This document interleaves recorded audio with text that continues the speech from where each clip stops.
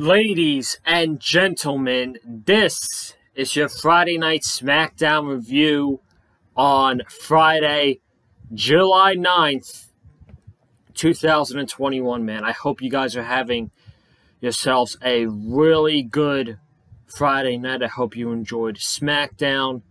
SmackDown was actually a solid show tonight. I am not going to lie.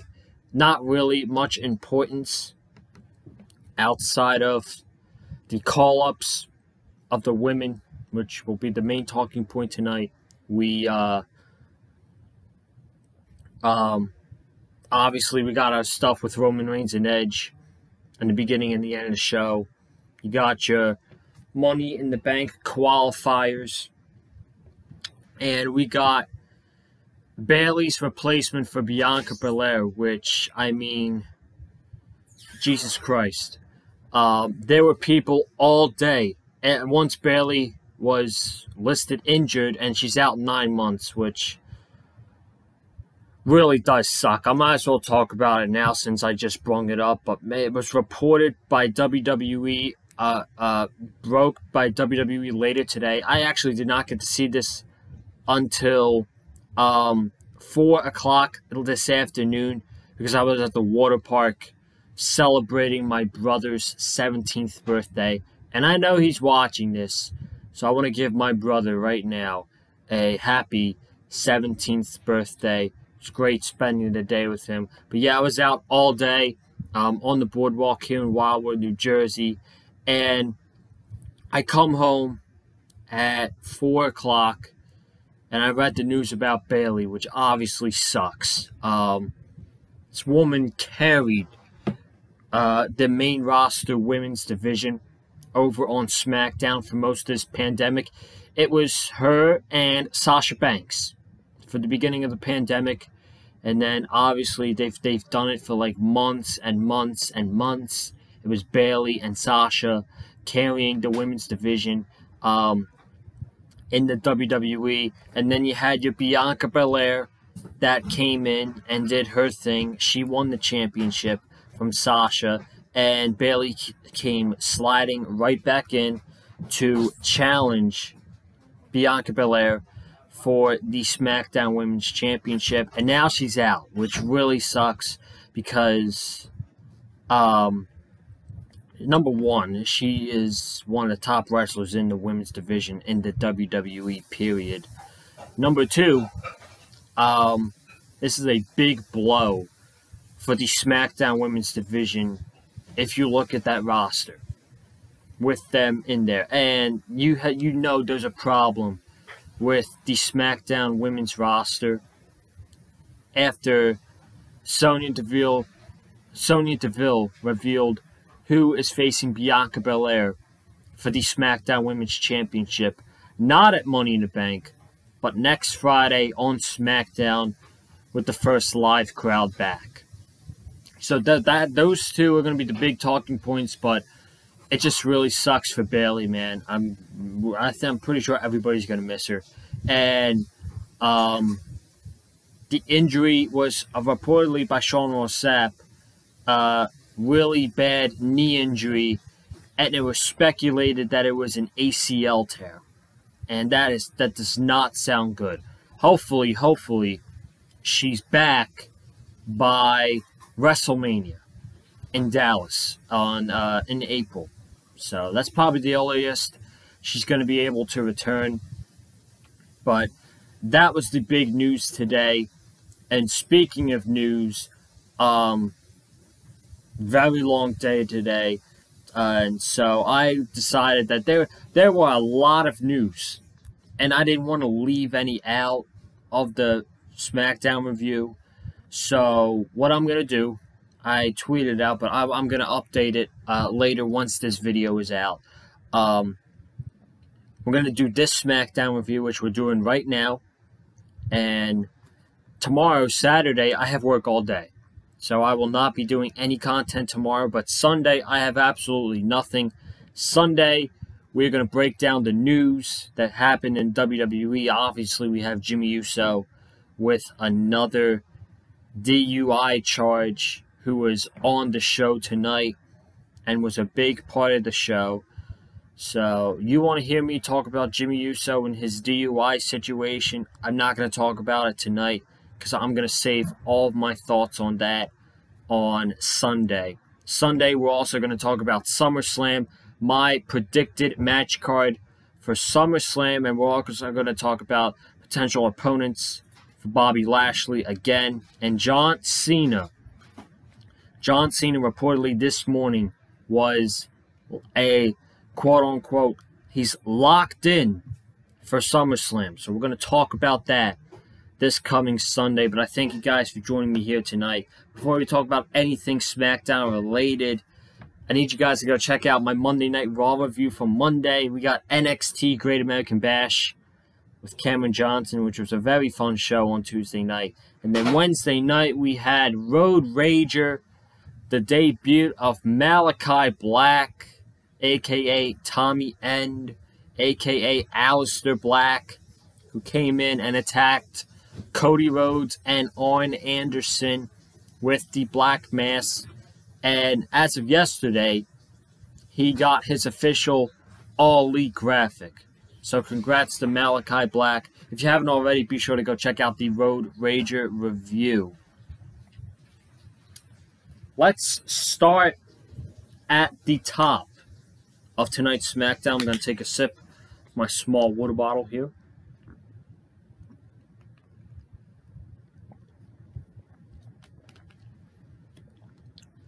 There we go. That's what we needed. Roman Reigns. Roman Reigns starts tonight's show, and he talks about the comments that Edge made last week and Edge's attack on Jimmy Uso. And then he then brings out Jimmy Uso, and Jimmy Uso is talking like how he was there for him last week, but Roman wasn't there. He was on vacation, and Jimmy got his ass kicked by Edge. And Roman was like, vacation? When do I ever take vacations? What I was doing last week was doing the thing that you couldn't do. And he says that. And then out comes Jey Uso.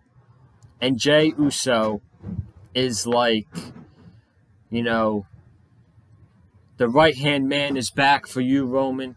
Your right-hand man is back, and I'm going to be there for the match against Edge. And as for you, Jimmy, I'm always going to be here for you because you're my brother. And even through the hard times, keep your head up, and I'll always be there for you. Man, if that's not a shoot about all the DUI charges that Jimmy Uso got this week while drinking behind the wheel, then I don't know what is. But that feels like a legit shoot. But at the end of this, the Usos embrace, and Roman Reigns hugs both members of the Usos. So it looks like the bloodline is officially back together. Love it. Absolutely love it. Not necessarily with Edge, because no question Roman Reigns is going to beat Edge. But going into SummerSlam, and with the rumored locked-in main event of the rumored locked-in main event of John Cena versus Roman Reigns, man, having Roman Reigns and the Usos with Roman Reigns, the bloodline, that build with Roman and Cena, it's going to be epic, man. It is really going to be epic. A lot of WWE past couple weeks have had trouble captivating their fans on storylines and making them want to watch next week. I think when Cena comes back, which might be next Friday, who knows? But, you know, I feel like that's going to be must-see TV. Having that build with Cena and Reigns, going into Las Vegas, going into SummerSlam for the Universal Championship. So the Bloodline are officially back together. And then we got the rest of the show. I'm going to fly by the two Money in the Bank qualifying matches because, quite frankly, number one, they were so predictable. Number two, we've seen these matches 50 different times. It feels like Shinsuke Nakamura versus Baron Corbin again. This time, Big E was on commentary with Pat McAfee, and they had their feet in water coolers, so Pat McAfee is being a gem once again, while Shinsuke Nakamura does his entrance with Rick Boogs. Pat McAfee, outside of Roman Reigns, is one of my favorite things on SmackDown, man. He brings so much charismatic, he brings so much charisma to himself and to Michael Cole as well. So you gotta love it. But as for the match, Nakamura wins. Excuse me. Nakamura wins, and Nakamura is going on into Money in the Bank while Baron Corbin is continuing to live a depressed and sad life since he lost his crown to Shinsuke Nakamura. And then we had a tag team match with the women's tag team champions, Natalya and Tamina. They were up against two mystery partners.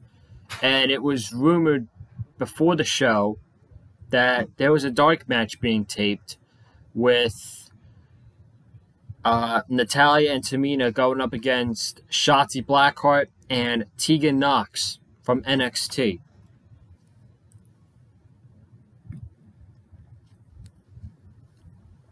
And believe it or not, those were the two that took the challenge. That was the mystery team. It was Shotzi Blackheart and Tegan Nox. But of course, the Vince McMahon and Bruce and all of them, they change stuff that's not broken, and they change stuff that doesn't need to be changed. Shotzi Blackheart is now going by the name of Shotzi, which, I mean, I'm not too picky on that one, because even when she was in NXT, everybody was calling her Shotzi. Like, sometimes you would catch me not saying her full name. You'd be like, oh, Io Shirai went up against Shotzi on NXT. And you guys would be like, oh, okay, that's Shotzi Blackheart. So, you know what? I'm not going to be too picky on that, but Tegan Nox going from Tegan Nox to Nox, like just plain out Nox, I don't know, man. That sounds pretty ridiculous to me, like a pretty ridiculous name. I really don't know how to feel about that one, but they picked up the win against Natty and Tamina in about 4 minutes, and they celebrated like they both won the Royal Rumble, and they won their debut match. So good for them. They're officially on SmackDown. It really does suck. It does suck that they called Tegan Nox up this early after her return, because literally she came back Tuesday night as the full battery charger, and she played a pivotal role into the Great American Bash, when they were building up for week after week as who this battery charger is, and they revealed it Tuesday night during the Way versus Io Shirai and Zoe Stark, and it ended up being Tegan Nox, and she's coming back, and she's continuing with her feud with Candice LeRae, and then 2 days later, boom, she gets called up to SmackDown. No, this just tells me that Vince McMahon and upper management does not watch NXT.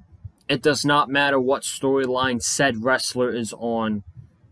They're just gonna drop it because Vince needs them, and I don't really like that. I think they should finish up their stories that they're doing in NXT, and then once they're done their stories, then it's their time to go up, I guess.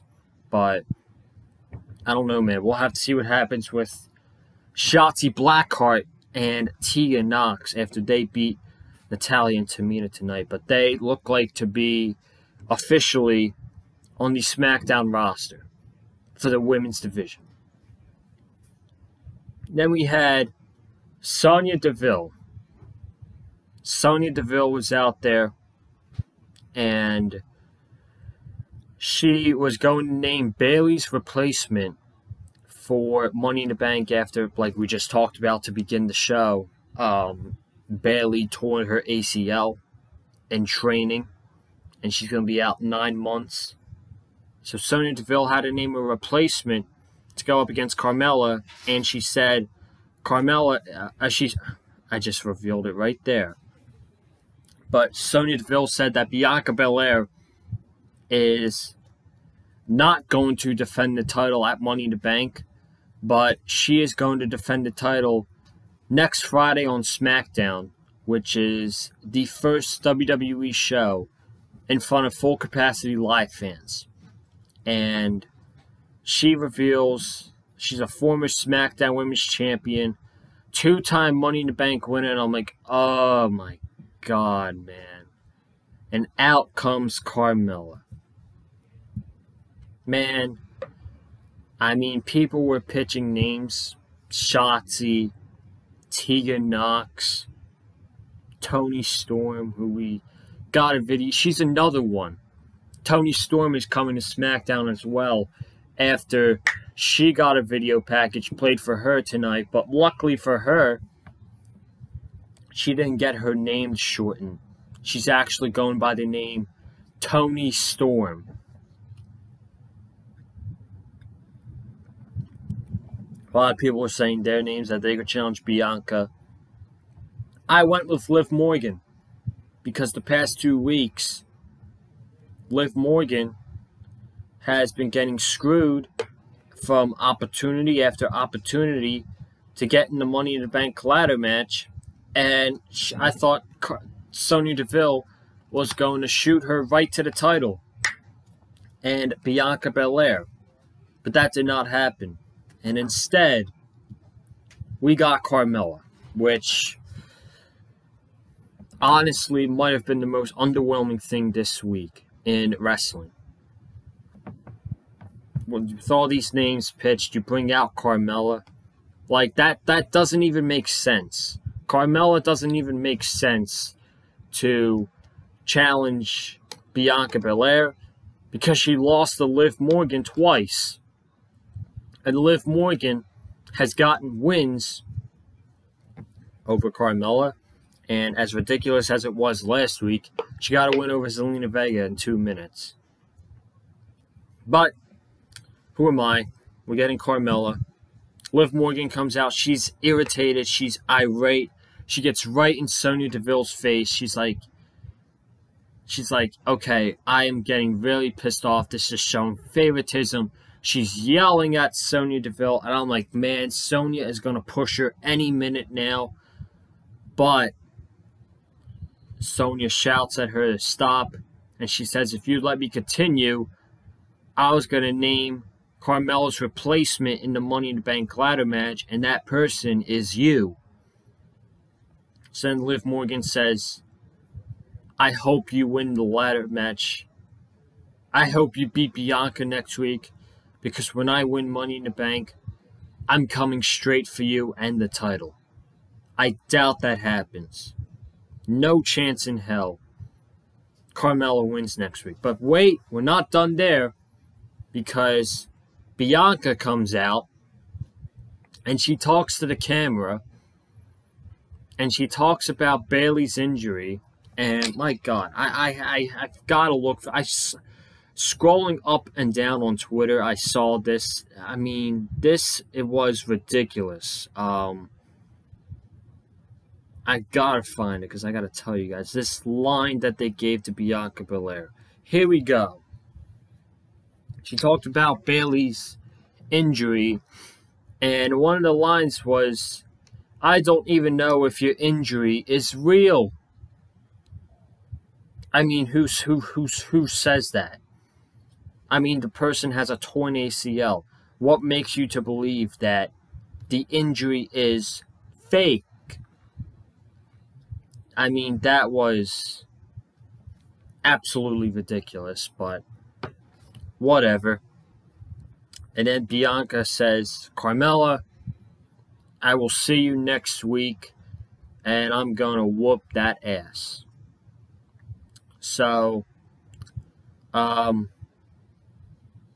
one, there's no shot in hell Carmella is beating Bianca next week for the SmackDown Women's Championship. That's not happening.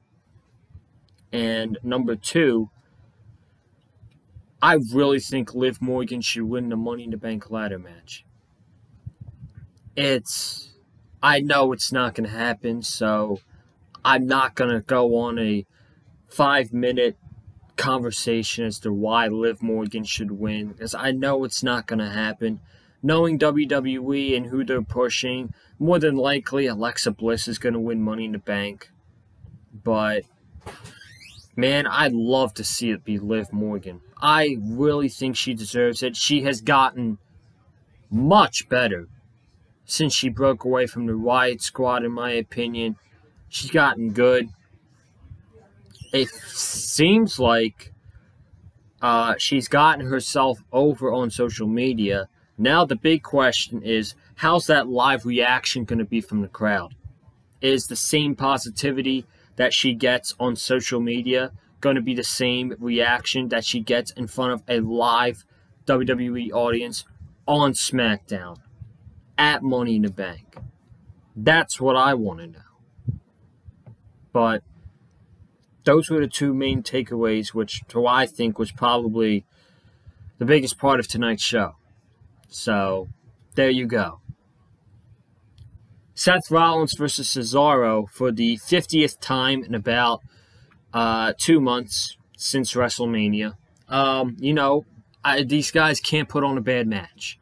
It is impossible for Seth Rollins and Cesaro to put on a bad match together simply because of how good they are together in the ring and how great chemistry they have. But, like I said, it feels like we've seen these guys face each other on 50 different occasions. And with that being said, it is impossible to care to sit down and actually get invested in another Seth Rollins and Cesaro match. Very good match. I really did not care. Seth Rollins wins clean with a curb stomp. Cesaro was all busted open from his head. I think his head hit the pointer of the announce table, and that's how he got busted open. But very good match. These guys have outstanding chemistry together, and Rollins wins. And then backstage, Rollins is doing an interview with Caleb Braxton. He talks about winning Money in the Bank and how he had the heist of a century, but this time he might cash it in sooner when he wins it. And then he gets an Edge. Edge comes up and he gets in Rollins' face, and he's wondering where all this crying and complaining is coming from. And he says, "You really haven't changed from 2014. And all you do is whine and complain about opportunities while I just go out there and take it. And right now, I'm going to go do something that you can't do, and that's call out the head of the table. That's calling out Roman Reigns." There you go. They had their first confrontation tonight. I don't know if you can confirm. You could pretty much confirm that Edge is going to face Seth Rollins at SummerSlam. Now, thinking about it, after seeing this, more than likely, Edge and Roman is going to go on last. Which I don't agree with, because Money in the Bank ladder match should always go on last at Money in the Bank. But Edge and Roman is going to go on last. I would not have Rollins interfere in that match with Edge and Roman Reigns. I would have Roman Reigns beat Edge clean, and then after the match, Rollins can then come out and beat the hell out of Edge. And then that's how we get the match at SummerSlam.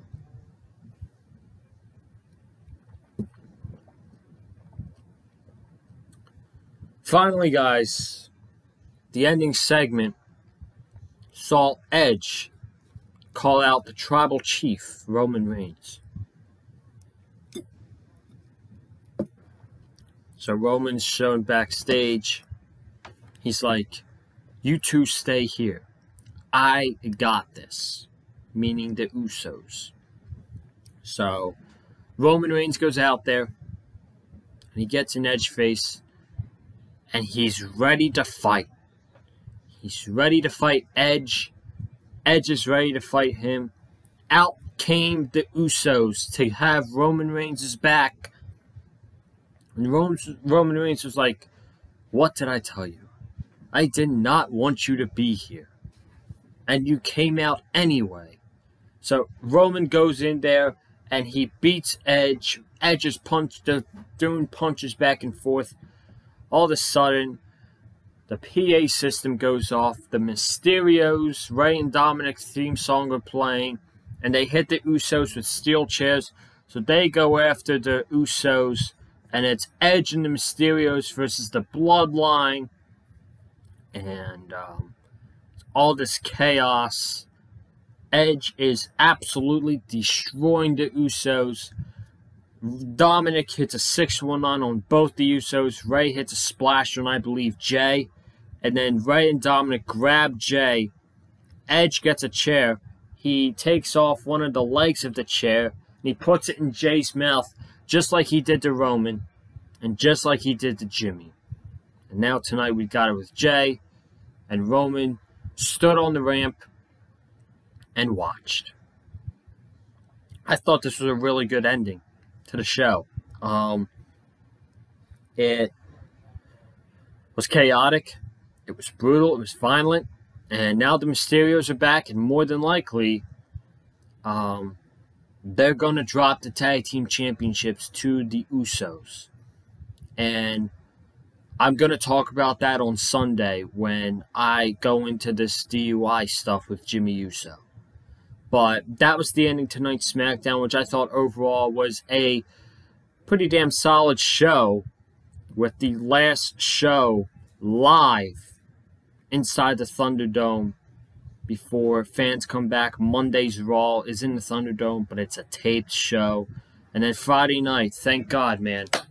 Thank God, WWE's getting back on the road, and they're going to have live fans next week. Can't wait. But that's going to wrap it up here tonight, guys. I want to thank each and every one of you who tuned into tonight's SmackDown review. If you have not already, be sure to hit the subscribe button to the channel, man. Next week is going to be another loaded week. We got Monday Night Raw, NXT, Fyter Fest. We're going to do predictions for Money in the Bank, I believe, Thursday. Friday, we're going to do SmackDown, which is going to be a big show. Really big next Friday. Saturday will be my one-off day. And then Sunday next week, we're going to review Money in the Bank. Can't wait, man. Really can't wait for next week. So you're going to want to be subscribed to the channel. And if you aren't subscribed, what are you doing? Just simply, what are you doing, man? Hit that subscribe button. It helps me. It helps the channel grow out. Trying to get to 450 subscribers very soon. So be sure to hit the subscribe button. Comment down below your thoughts about tonight's episode of SmackDown. Hit the like button if you like what you heard from me in tonight's review. And go ahead, man, and follow me on Twitter and Instagram at Conlon_Joseph. Guys, I'll see you Sunday for a special news video in the WWE. We're going to talk about all that Sunday. And I hope you guys have a good night. And I hope you guys stay safe, man. Take it easy.